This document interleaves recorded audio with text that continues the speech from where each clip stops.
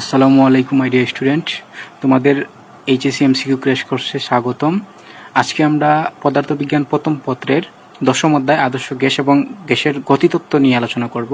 তো my dear student, আমরা এই ক্লাসের আগে পরিবেশ রসায়নের ক্লাস করেছি। তো পরিবেশ রসায়নে আমরা বিস্তারিত প্রত্যেকটা জিনিস, বয়েলের সূত্র, চার্লসের সূত্র, অ্যাভোগাড্রোর সূত্র সবগুলো আমরা ভেঙে ভেঙে বুঝিয়ে দিয়েছি। তো এই দুইটা অধ্যায় হচ্ছে পরস্পর সম্পর্কযুক্ত, ওই অধ্যায়ে যা আছে এই অধ্যায়ে তাই আছে। তাই এখানে কিছু জিনিস আমরা স্কিপ করব, জাস্ট আমরা মূল জিনিসগুলো বলে দিব।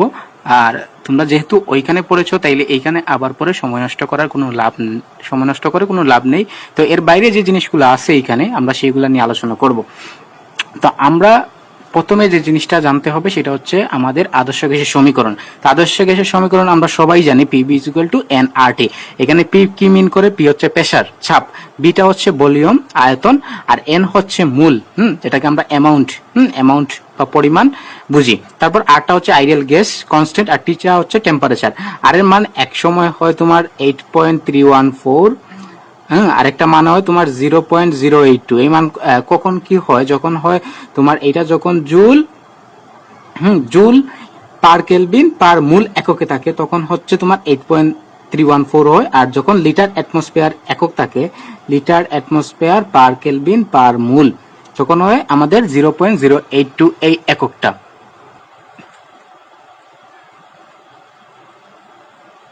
তো আমরা এইটা বুঝলাম। আর এর মান কোন মানটা নিতে হবে তা আমরা পরিবেশ রসায়নে বিস্তারিত বলে দিয়েছি, আশা করি তোমরা সবাই জানো এটা। তারপর হচ্ছে চাপের কোন একক কখন নিতে হবে, যখন লিটার এবং অ্যাটমসফিয়ার নিলে, চাপের এককটা অ্যাটমসফিয়ার নিলে তোমার আয়তনের এককটা কিসে নিতে হয়? লিটারে নিতে হয়। এগুলা নিয়ে আমরা আলোচনা করেছি। তো এগুলা নিয়ে এখানে আলোচনা করে সময় নষ্ট করতে চাচ্ছি না।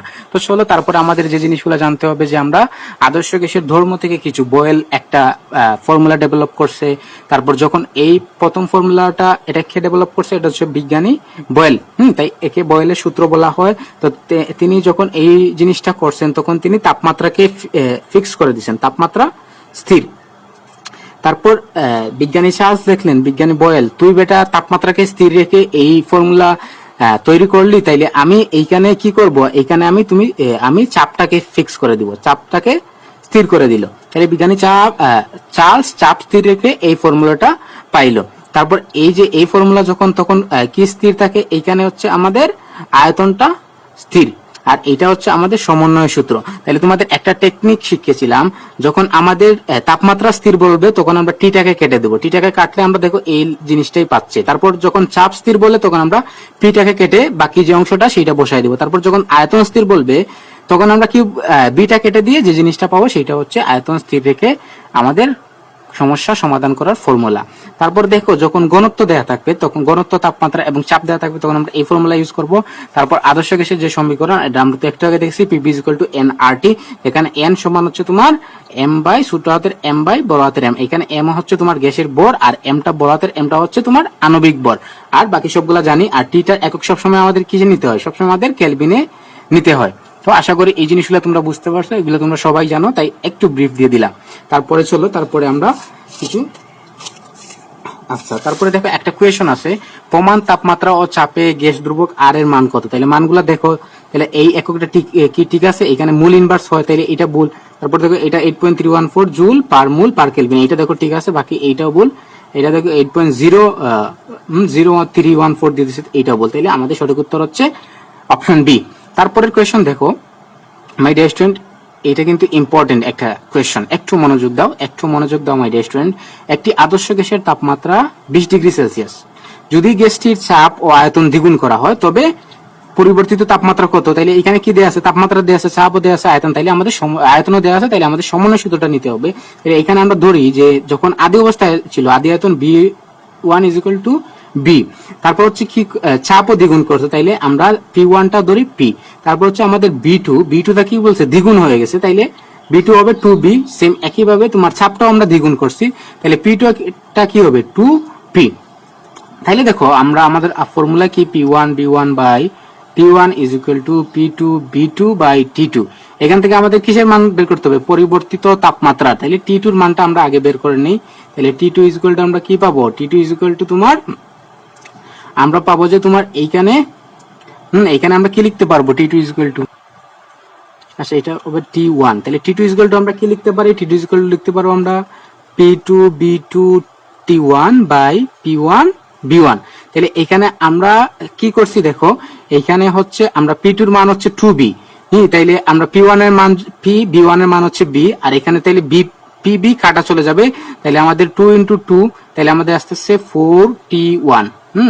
তাইলে এখানে কি হয়েছে, আমাদের যে তাপমাত্রাটা তার 4 গুণ হয়ে গেছে। T2 টা কি হবে, পরিবর্তিত যে তাপমাত্রা সেটা কত গুণ হয়েছে, আদি তাপমাত্রা যে তাপমাত্রা দেওয়া ছিল সেটার 4 গুণ হয়ে গেছে।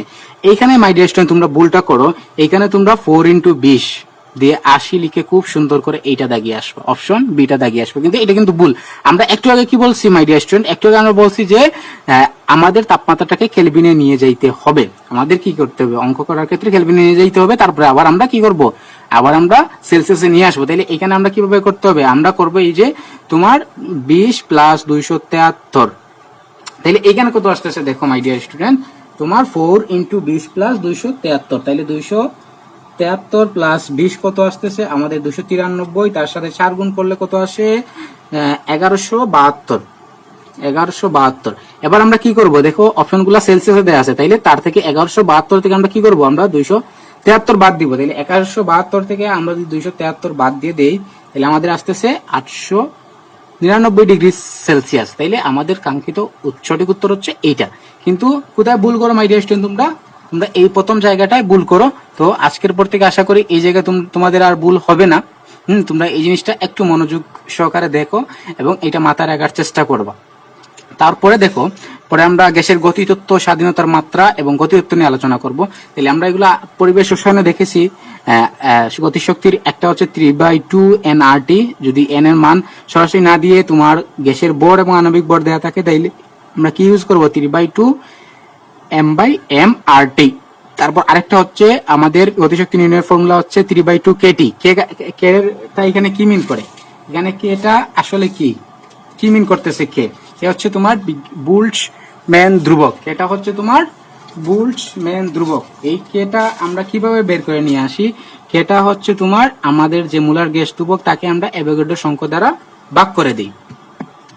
আমরা কেটাকে কি করি, মোলার গ্যাস ধ্রুবককে আমরা অ্যাভোগাড্রো সংখ্যা দ্বারা ভাগ করে দেই, আর এই যে মানটা ডেভেলপ করেছেন সেটা বিজ্ঞানী বুলটজম্যান এই সূত্রটা ডেভেলপ করছেন, তার জন্য এই মানটাকে বুলটজম্যান ধ্রুবক বলা হয়। তাহলে এই মানটা আমরা কত জানি, 1.38 into 10 inverse 23 joule per kelvin.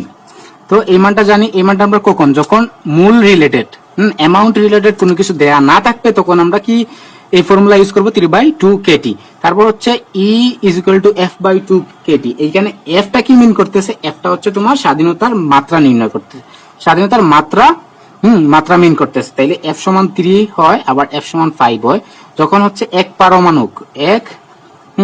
পরমাণুক gas থাকে, যখন এক পরমাণুক গ্যাসের ক্ষেত্রে হচ্ছে F/3, আর যখন দ্বিপরমাণুক গ্যাস থাকে তাই তখন হচ্ছে F এর মানটা হচ্ছে 5।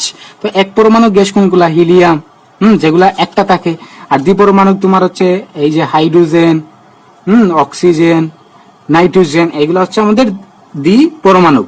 তাইলে এই দুইটা মানে আমাদের লাগে অঙ্ক করতে, এর বাইরে আর লাগে না, এত বেজালে আমাদের যাওয়ার দরকার নাই। জাস্ট আমরা এই দুইটা মান মনে রাখবো, এক পরমাণু গ্যাসের ক্ষেত্রে F এর মান হচ্ছে 3, আর দ্বিপরমাণু গ্যাসের ক্ষেত্রে F এর মানটা হচ্ছে 5। তারপর গ্যাসের গতিতত্ত্বর কিছু ফর্মুলা আছে, একটা হচ্ছে 1/3 mc², আর একটা হচ্ছে হাফ mc², আর একটা হচ্ছে 2/3 E। তাই এগুলা জাস্ট আমরা মাথায় রাখি, তাহলে আমাদের কাজ হয়ে যাবে। তো চলো আমরা ক্লাসটা সামনের দিকে যাই, এই পেজে আর কিছু নাই।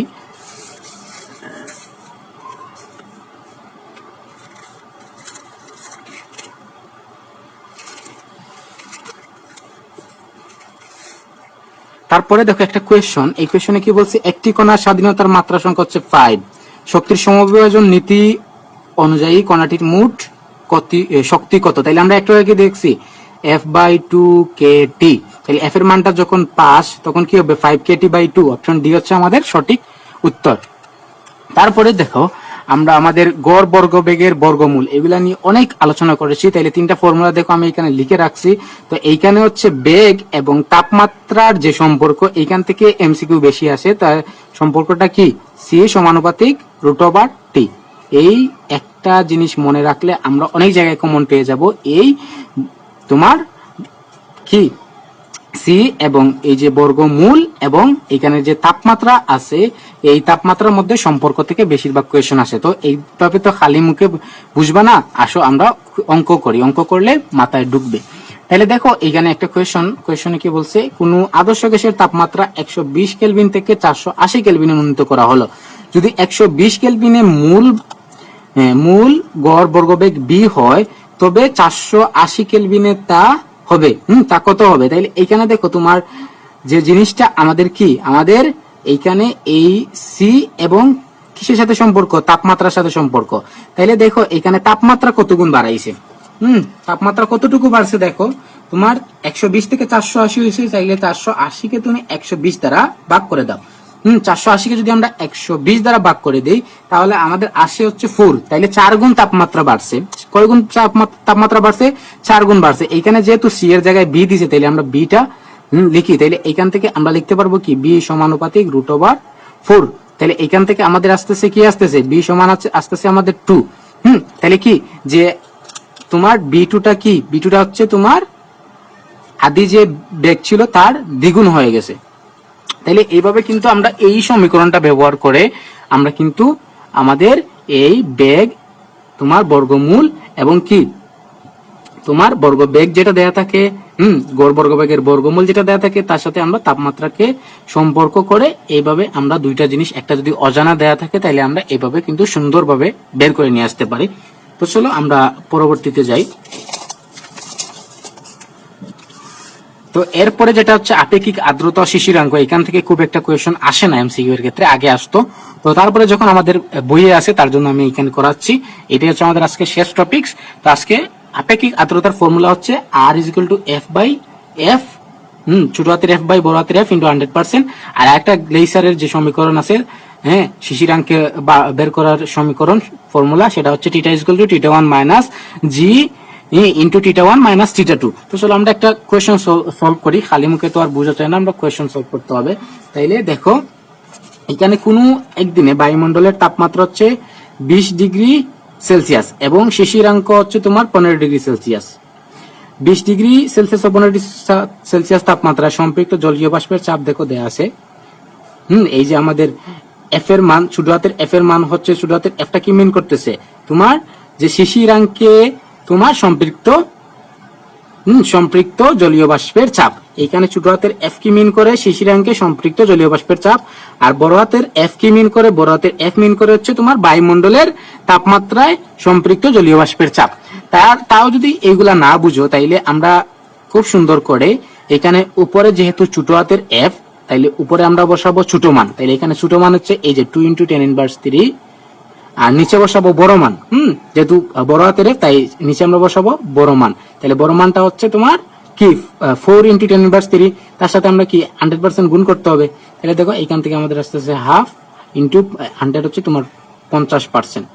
তাহলে দেখো তুমি কিছুই জানো না, জাস্ট এইটা যদি মাথায় রাখি আমরা, যে উপরে যেহেতু ছোট হাতের এফ, আমরা উপরে ছোট মানটা বসাবো, নিচে যেহেতু বড় হাতের এফ, আমরা নিচে বড় হাতের মানটা বসাবো, তাহলে কিন্তু কাজ শেষ। এর চাইতে যদি কঠিন করে, এর চাইতে কঠিন করার কোনো সুযোগ নাই এমসিকিউ এর ক্ষেত্রে, কারণ এমসিকিউ তে রিটেন অবশ্যই আসবে। এর চাইতে একটু কঠিন করলে, সাপোজ তোমাকে যদি 15 ডিগ্রিতে আমাদের লাগতেছে শিশিরাঙ্কটা, তো তোমাকে 10 ডিগ্রি সেলসিয়াস তাপমাত্রায় বলে দিল যে তোমার 1 × 10⁻³ মিটার এইচ জি হচ্ছে তোমার কি 10 ডিগ্রি সেলসিয়াস তাপমাত্রায় জলীয় বাষ্প চাপ। তারপর হচ্ছে তোমাকে বলে দিল যে 20 ডিগ্রিতে তোমার এই যে 4 × 10⁻³, তখন তোমাকে বের করতে হবে কি 15 ডিগ্রি। আমরা কিভাবে বের করবো 15 ডিগ্রি সেলসিয়াস তাপমাত্রা? এখানে কিন্তু সরাসরি দেয়া নাই, সরাসরি দেয়া না থাকলে আমরা কি করব, আমরা জাস্ট কি করব, গড় করে নিব, দুইটা যোগ করে আমরা 2 দ্বারা ভাগ করে দিব। অথবা আমরা কি করব, 10 থেকে তোমার 20 এর মান থেকে আমরা 10 এর মানটা বিয়োগ করে দিব, বিয়োগ করে যে মানটা আসবে সেটাকে আমরা 10 দ্বারা ভাগ করে দিব। 10 দ্বারা ভাগ করলে আমরা পাবো যে 1 ডিগ্রি সেলসিয়াসের জন্য এত। 1 ডিগ্রি সেলসিয়াসের জন্য এত। তারপর আমরা কি করব, আমরা যে 1 ডিগ্রি সেলসিয়াসের জন্য এত বাড়তেছে, 5 ডিগ্রি সেলসিয়াসের জন্য এত বাড়বে, তারপর যে 10 ডিগ্রি সেলসিয়াসের যে মানটা দেয়া আছে সেই মানের সাথে আমরা 5 ডিগ্রি সেলসিয়াস বাড়ানোর জন্য আমরা যে মানটা পাইলাম সেটা আমরা যোগ করে দিলে আমরা 15 ডিগ্রি সেলসিয়াস যে সম্পর্কিত জলবাষ্পের চাপটা আমরা বের করে নিয়ে আসতে পারবো। তাহলে দেখো এইভাবে কিন্তু আমরা খুব সহজে আমরা জিনিসগুলো করতে পারতেছি, কিন্তু এত কঠিন এমসিকিউ এর ক্ষেত্রে আসবে না। এমসিকিউতে এইভাবেই আসে, যেটা করাইলাম এইভাবে আসে, এর চাইতে কঠিন আসে না। তো এই জিনিসগুলো তোমরা একটু বেশি করে প্র্যাকটিস করবা, তাহলে মাথায় চলে আসবে। তো আশা করি আজকের ক্লাসটা তোমরা বুঝতে পারছো জিনিসগুলা। আর তোমরা এই দুইটা অধ্যায় পাশাপাশি রেখে পড়বা। একটা হচ্ছে পরিবেশ রসায়ন কেমিস্ট্রি সেকেন্ড পেপারের প্রথম অধ্যায়, আর এই আদর্শ গ্যাসটা, এই দুইটা তোমরা পাশাপাশি রেখে পড়বা। তাহলে দেখবা একটা জিনিস পড়লে তোমার দুইটা অধ্যায় কিন্তু কভার হয়ে যাচ্ছে। ওই অধ্যায়ের বাইরে শুধুমাত্র আদর্শ গ্যাসে এই আপেক্ষিক আর্দ্রতা ও শিশিরাঙ্ক আছে। তো তোমাদের একটা মনে প্রশ্ন থাকে যে আপেক্ষিক আর্দ্রতা বেশি থাকলে কি হয়, কম থাকলে কি হয়। তো দেখো, যখন আপেক্ষিক আর্দ্রতা বেশি থাকে তখন কিন্তু তোমার সম্পৃক্ত জলীয় বাষ্পের যে বায়ু চাপটা সেটা তোমার পানিটা বেশি থাকে, যার কারণে আমরা যখন এই যে গরমের সময় ঘামি তখন কিন্তু ঘামটা শুকায় না। আচ্ছা, এই যে আমরা ঘামি, আমাদের ঘামটা কিন্তু শুকায় না, কারণ এই গরমের সময় আর্দ্রতা বেশি থাকে। তার মানে কি, তোমার জলীয় বাষ্পে পানির পরিমাণ বেশি থাকে, সেজন্য কি হয়, এই পানিটা তোমার ওরা শোষণ করতে পারে না। ঠিক এই কারণে কিন্তু গরমের সময় দেখবা ভেজা কাপড় কিন্তু দেরিতে শুকায়। আবার শীতের সময় কি হয়, শীতের সময় হচ্ছে তোমার জলীয় বাষ্পে পানির পরিমাণ কম থাকে, সেজন্য কি তোমার শীতের দিনে আমাদের কাপড়গুলা, ভেজা কাপড় তোমার দ্রুত শুকায়। তো তোমরা যদি খেয়াল করো দেখবা এসির বাইরের দিকে কিন্তু ফুটা ফুটা করে পানি পড়তেছে। তো এসি কি করে, এসি হচ্ছে রুমের মধ্যে যে পানিটা, জলীয় বাষ্পে যে পানিটা থাকে সেই পানিটা কিন্তু বের করে দেয়, যার কারণে আমরা ঠান্ডা অনুভব করি। তো এই জলীয় বাষ্পে পানির যে পরিমাণ, এই পরিমাণের কারণে কিন্তু তোমার আর্দ্রতা বেশি হয়, আর্দ্রতা কম হয়। তার জন্য এই যে গরমের সময় তোমার আর্দ্রতা যদি বেশি হয় তাইলে আমরা গরম অনুভব করব, আমাদের হাঁসফাঁস লাগবে। আর আর্দ্রতা যদি কম হয় তাইলে আমরা কি হবে, আমরা স্বাভাবিক ফিল করব, আমাদের ঠান্ডা থাকবে। তো এসি এই জিনিসটা করে হচ্ছে রুমের আর্দ্রতা কমায় দেয়, যার কারণে আমরা এসি রুমে আমরা খুব আরাম অনুভব করি। তো আশা করি আজকের ক্লাসটা তোমরা বুঝতে পারছো। তো তোমরা এই দুইটা অধ্যায় একসাথে পড়বা, পরিবেশ রসায়ন এবং আদর্শ গ্যাস, দুইটা অধ্যায় মিলিয়ে পড়লে তোমাদের দুইটা অধ্যায়ই কভার হয়ে যাবে। এবং এটা কিন্তু খুব ভালো। দেখো, একটা অধ্যায় পড়লে আমার আরেকটা অধ্যায় হয়ে যাচ্ছে। ঠিক একইভাবে কিন্তু আরেকটা অধ্যায় আছে আমাদের সেমিকন্ডাক্টর, ইলেকট্রনিক্স এবং আইসিটি সংখ্যা পদ্ধতি। এভাবে যে দুইটার অধ্যায়ের সাথে সম্পর্ক আছে, এরকম দুইটা অধ্যায় আমরা পাশাপাশি রেখে পড়বো। তাহলে দেখবা আমরা অনেক কম সময়ে অনেক বেশি কিছু শিখে ফেলতেছি। এবং আমাদের দুইটা সাবজেক্ট কিন্তু কভার হয়ে যাচ্ছে। তো তোমরা সারা ক্লাসটা যারা মনোযোগ দিয়ে করছো তোমাদেরকে অনেক অনেক ধন্যবাদ। এবং তোমরা সম্পূর্ণ ক্লাসটা নোট গ্রুপে জমা দিয়ে দিবা, এবং তোমাদের জন্য শুভকামনা রইল। এবং পরীক্ষায় আমি চাই তোমরা সবাই 60% প্লাস মার্কস প্রত্যেকটা পরীক্ষায় পাও। 60%-এর কম পাইলে কিন্তু তোমাদের খবর খারাপ করে দেব। আমি কিন্তু সবার মার্কস দেখি, কত পাইতেছে, কিরকম পাইতেছে, এবং তাদের মার্কস কি একটা এক্সামের পর আরেকটা এক্সামে বাড়তেছে। যদি না বাড়ে তাহলে আমি তোমাকে ডাকবো, তোমাকে আমি ফোন দিয়ে তোমার সাথে কথা বলবো ইনশাল্লাহ। তো তোমরা একটা এক্সামের পরে এক্সামে আরেকটু ভালো মার্কস, আরো 1 মার্কস ভালো তোলার চেষ্টা করো। আজকে 60% পাইলে কালকে 65% মার্কস তোলার চেষ্টা করো, 70% মার্কস তোলার চেষ্টা করো। এভাবে ধীরে ধীরে তুমি মার্কসটা বাড়ানোর চেষ্টা করে দেখবা, আস্তে আস্তে সবকিছু ঠিক হয়ে যাবে। তো তোমরা ভালো থেকো, ধন্যবাদ সবাইকে।